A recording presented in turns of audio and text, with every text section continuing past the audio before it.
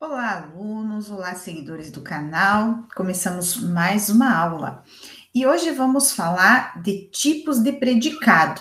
Sujeito e predicado, então, são os termos da oração. Nós já vimos isso em outro vídeo, né? Fizemos aí a diferenciação entre frase e oração. Então, expliquei para vocês que uma frase com verbo, nós vamos ter sujeito, verbo mais complemento, sendo sujeito, o verbo e o complemento parte do predicado.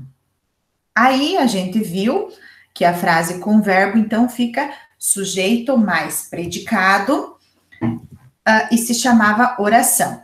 A gente estudou aí o núcleo do sujeito, os tipos de sujeito e a classificação desses sujeitos. Hoje a gente vai ver os tipos de predicado. Não pode esquecer que a parte essencial da minha oração é um sujeito mais um predicado. Esse predicado é o verbo mais o complemento. Então, vamos lá agora para os tipos de predicado. Nós vamos encontrar predicado nominal, predicado verbal e predicado verbo nominal. Para a gente entender antes, predicado é tudo o que se declara acerca do sujeito, ou seja, é tudo que há na frase que não necessariamente seja o sujeito. Para nós fazermos um predicado nominal, nós vamos ter que ter um verbo de ligação mais um predicativo.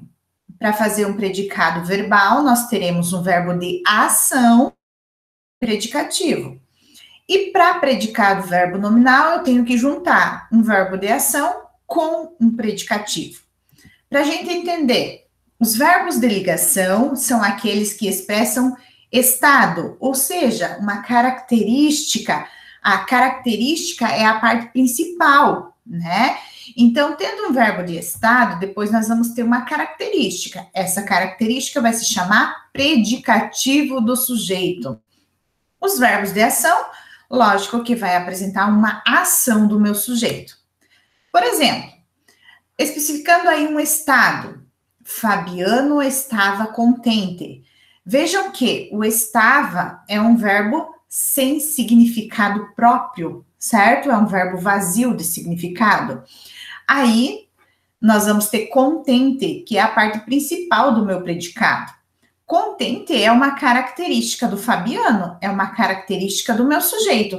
E, portanto, a gente chama de predicativo do sujeito. Os verbos de ação, então, indicando uma ação do sujeito, Fabiano falou alto. Vejam que o meu verbo falou, ele não é vazio de significado, ele tem um significado por só, né? E aí, o alto não é o Fabiano que é alto. Alto é a característica do meu verbo, perceberam? Então, não temos predicativo do sujeito aqui. Muito bem. Pensando, então, num predicado nominal, o mais importante é a característica do meu sujeito, que a gente chama de predicativo. O predicado verbal, o mais importante é a ação expressa pelo verbo. E no predicado verbo nominal, nós temos aí uma junção, tanto do verbo, da ação expressa pelo verbo, com a característica. Vamos ver os exemplos. José fez os exercícios. O meu verbo é o fez. Vejam que aí eu tenho uma ação expressa, né? E essa ação é feita pelo meu sujeito José. Logo, esse meu predicado é um predicado verbal. Fez os exercícios, predicado verbal, uma ação. José saiu estressado. Vejam que sair é a ação feita pelo meu sujeito, José. E agora, estressado. Estressado é uma característica do José, certo? Era um estado, era como ele estava naquele momento. Logo, eu tenho um verbo de ação mais uma característica, portanto, um predicado verbo nominal. Agora, José continua atencioso. Vejam que continua não tem uma ação feita pelo sujeito. O sujeito não está fazendo nada. Atencioso a característica do meu sujeito. Sendo assim, temos um predicado nominal. Pessoal, espero tê-los ajudado.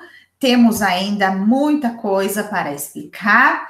Temos várias coisas importantes aí da língua portuguesa e, portanto, continuem assistindo os nossos vídeos. Beijo no coração, paz e bem a todos!